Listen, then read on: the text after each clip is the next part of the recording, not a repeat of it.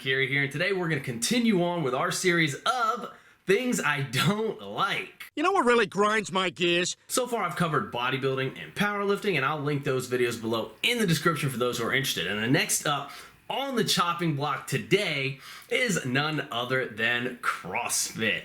You know, CrossFit, the sport of competitive fitness, the lifting sport that all of us lifters love to hate. The redheaded stepchild of the weight training world who went on to become a trillionaire and now perpetually waves its middle fingers at the rest of the strength sports that used to bully it while it was still growing up. That CrossFit. And today I'm going to give you guys 4 reasons why I don't like it. Dun dun dun. And as always with this series, while you're watching, please remember that the point here is really just to make you think, right? There are pros and cons to every weight room and every fitness endeavor. And in this series, we're taking the opportunity to analyze some of the shortcomings of these different fitness endeavors, the ones that I've covered so far. And that includes ones that I've partaken in myself, even potentially for many years. But the point really is just to remind people not to become overly emotionally tethered to any particular ideology. And ultimately, that's what these things are. They become ideologies. But being too attached to any particular one is rarely going to be beneficial on an individual level in the long run. And honestly, we could even flip this idea completely on its head and do it the exact opposite way and discuss all the positives of all of these same endeavors, but in a different series, kind of give perspective from both different sides, right? And maybe that really should be the next move here, because really the goal with this whole thing is just information, putting it all out there so that people can make the most informed decisions for themselves as they navigate their own fitness journeys. And even those decisions, even within the same individual, those sorts of decisions will evolve and change over time as different aspects ebb and flow in their value to relative to any particular person. So having a comprehensive knowledge of all the pros and all the cons of each different modality and each different endeavor becomes very important on an individual level. So maybe the next video in this series, instead of why I don't like bodybuilding, why I don't like powerlifting, why I don't like CrossFit, maybe it should be why I do like bodybuilding. We'll see about that though.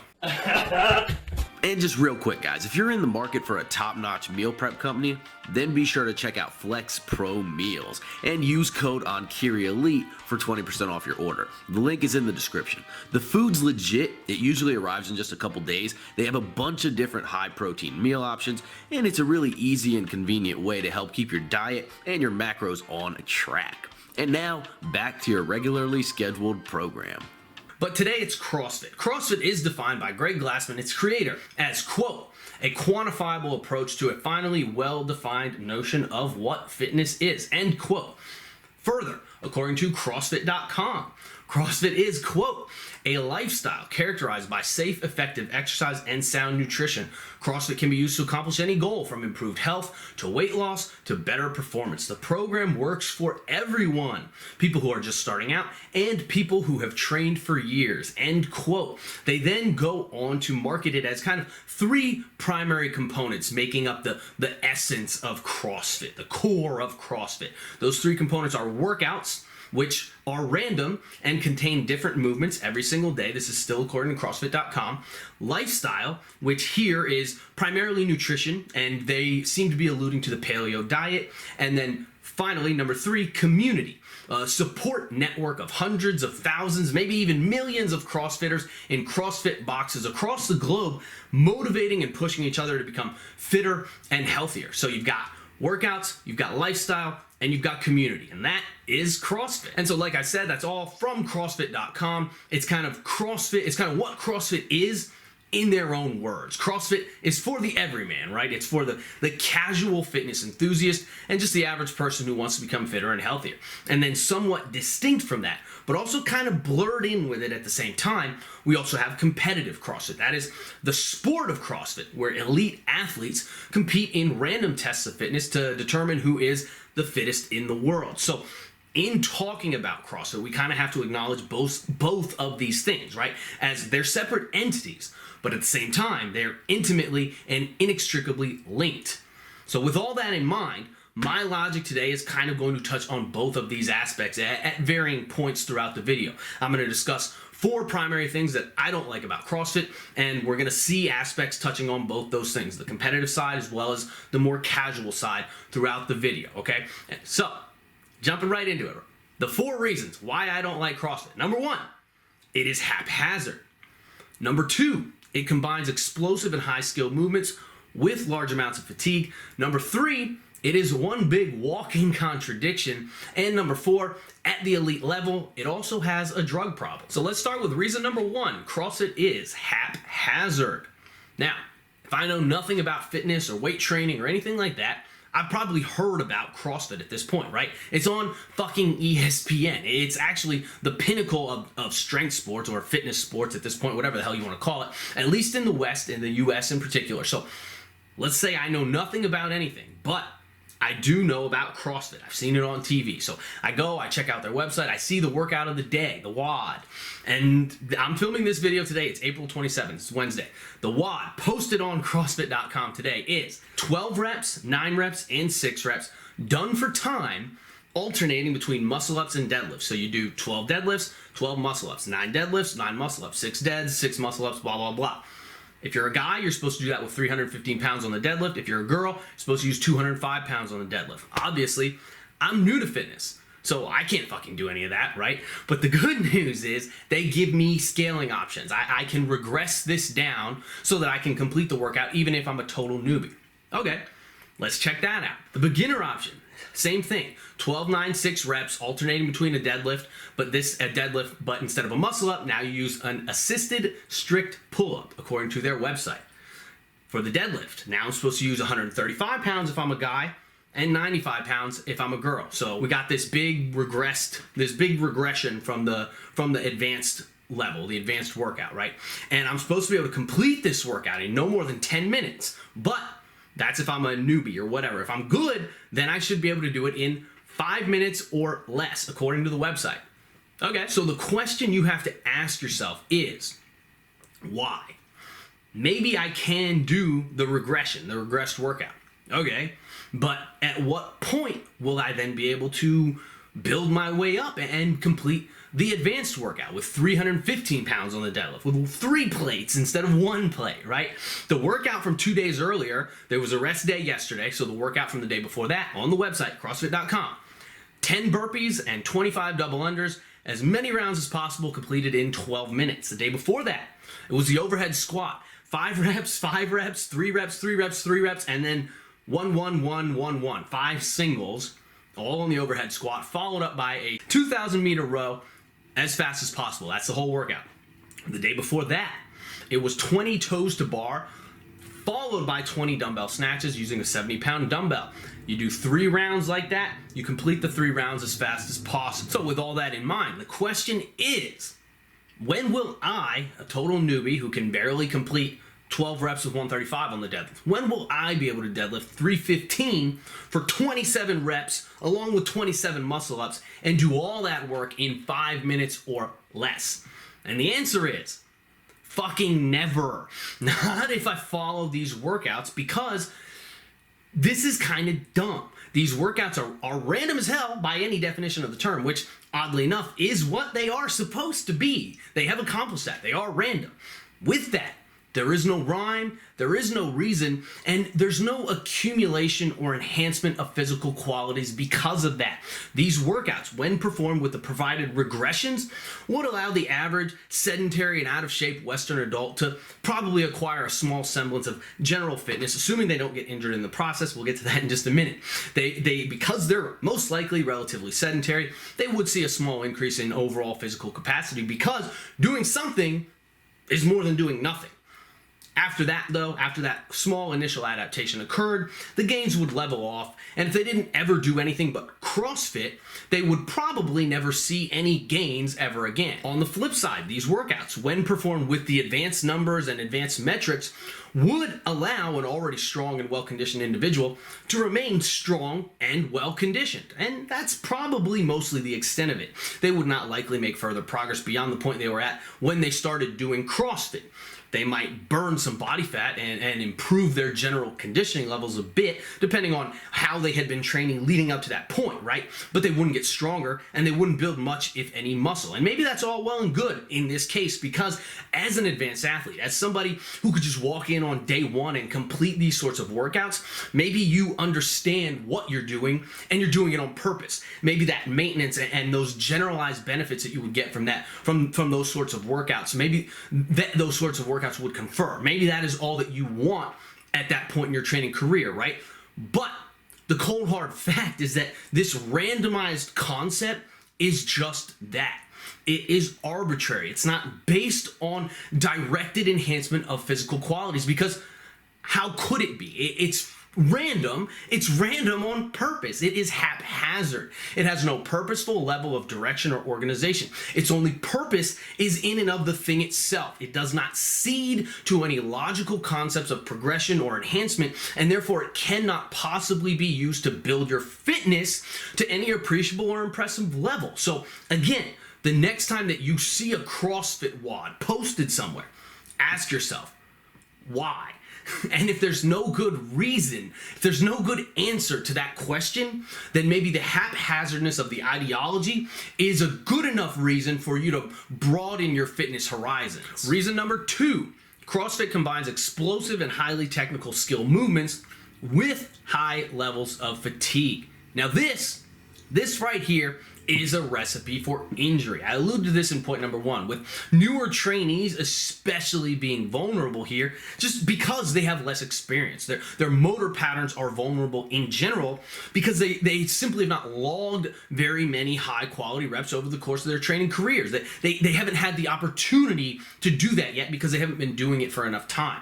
Certainly not enough to cement these movement patterns into their nervous system to the point where the degree of technical breakdown that would potentially occur would be considered acceptable. This is why, for example, kind of offshoot of this, I found it so weird when I found out that Athlete X was advocating 20 rep squats as a potential means of squat training for beginner trainees, and then why I found it even weirder that certain people were adamantly defending that prescription. Further, newer trainees are also weaker and they carry less muscle because they haven't been training for very long, and then as a consequence of that, they probably also carry more fat to go along with it, and because of all that, their bodies are simply less resilient in general. Now, you combine all these aspects together, and then you have a perfect storm for somebody potentially snapping their shit up, right?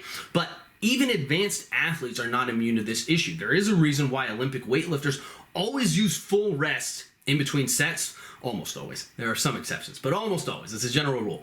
And rarely do sets of more than 3 reps on any of the classic Olympic lifts or their close variations. And that is because the level of technical capacity that's required here is so high that even slight amounts of fatigue start to cause a breakdown in form, and those form breakdowns can, even when they're small on something so technical, can potentially become catastrophic. So now you add in large amounts of fatigue, like what you see in CrossFit, and then you end up with some really, really ugly and potentially dangerous stuff. And seriously, if I see one more CrossFitter drop a failed snatch on their head, I'm gonna freaking lose it, man. But it doesn't just apply to Olympic lifts. Even things like box jumps being done for time, it's just one of the silliest ideas that you can conjure up. For one, that's meant to be an explosive activity. Jumping is meant to train the explosive capacity of the lower body. It's not a conditioning tool.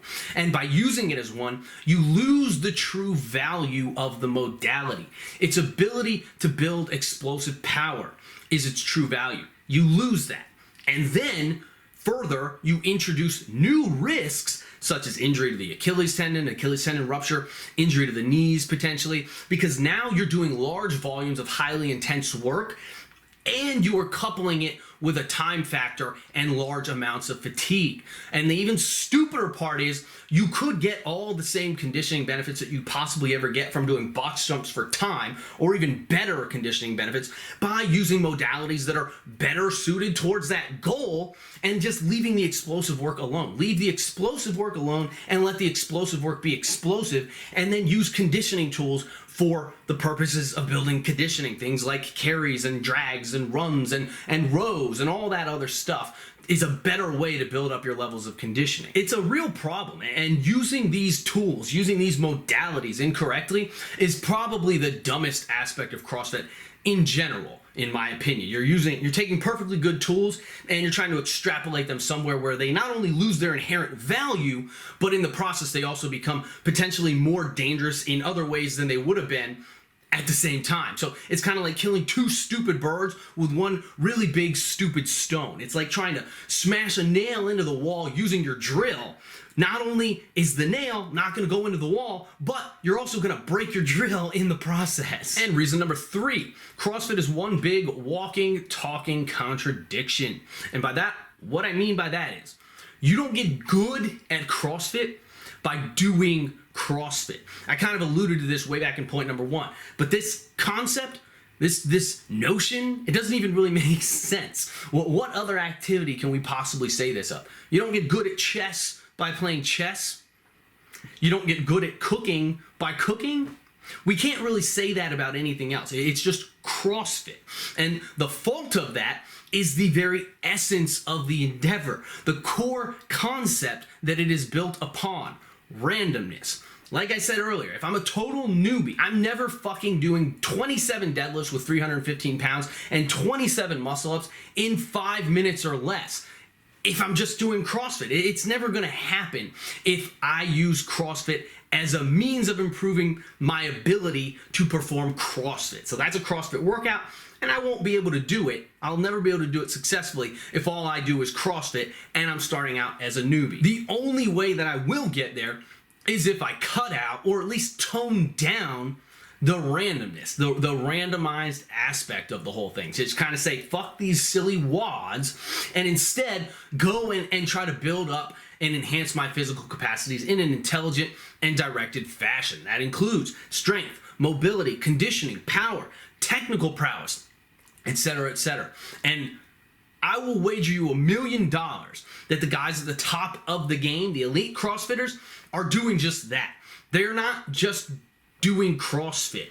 They're building fitness and they're building skill in the way that we all know that it should be done, logically and progressively, and then they're transferring those enhanced physical capacities over into those CrossFit style workouts and competition. But they're not getting good at CrossFit by doing CrossFit, because CrossFit is more of a test of fitness than anything else. It can test your fitness, but it does not build your fitness. That's an incredibly important distinction that can easily be lost on people who are unfamiliar with many of these concepts. And the unfortunate reality is that those people will just end up spinning their wheels for however long until they either quit, get injured, or finally decide to try something else. But this inability to get good at the endeavor by doing the endeavor makes it one big walking, talking contradiction. And that contradictory nature, unfortunately, leaves many people confused and underwhelmed by their results. And finally, reason number 4, I'm going to try to keep this one short so we can close the damn video, because I think we might be approaching a time PR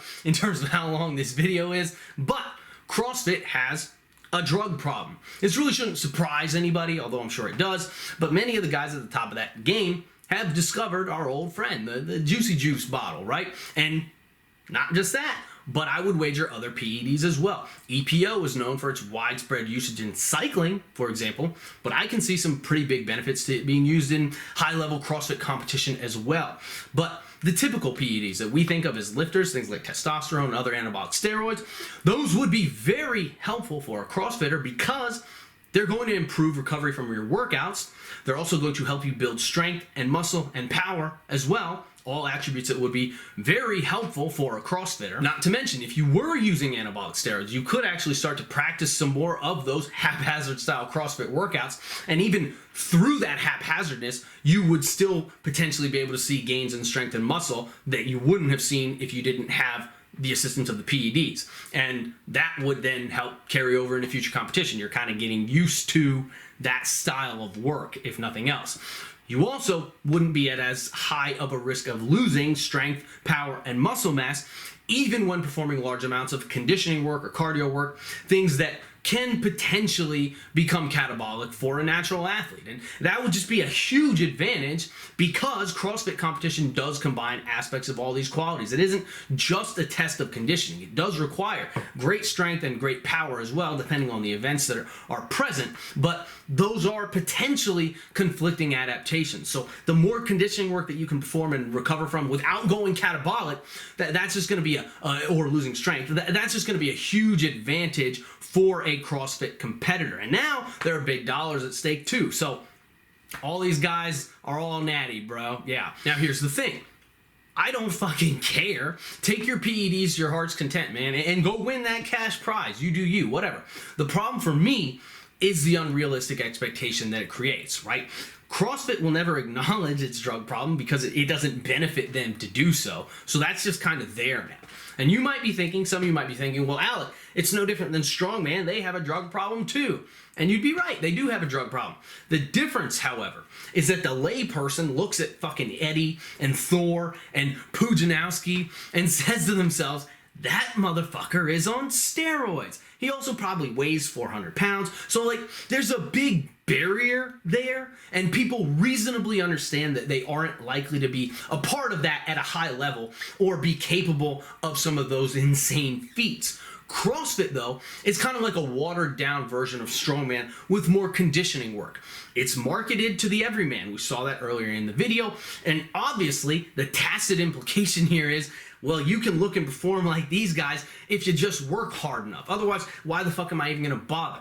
Unfortunately, however, many of those role models are no longer going to be natural athletes at this point, and that creates a large disconnect between what is expected and what is likely possible based on eliminating important factors like drug use from the equation. So it's a real problem, and there's not really a good solution to it because farcical drug testing, like you kind of have with the Olympics, that does more harm than good, in my opinion, because it does make people believe that many of the performances are natural, when in reality they're probably not. But also, ignoring the issue is not really a good solution with CrossFit either, because it's going to leave those unrealistic expectations in place and that current disconnect in place.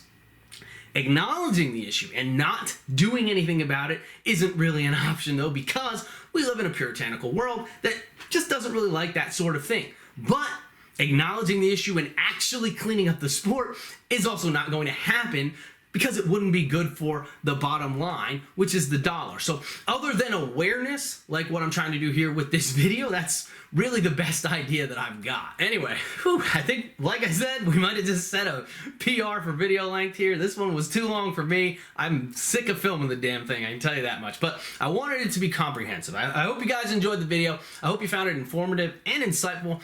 And I hope that you're able to extract some valuable tidbits here, kind of from the overarching message, not just of this video, but also of the entire series. But I'm curious to hear what everybody else's thoughts are. What do you guys think about CrossFit? Let me know in the comments. Let's get some productive discussion going.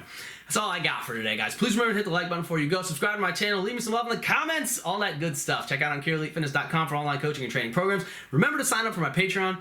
And no matter what your endeavor of choice, keep training hard. I'll catch you guys next time.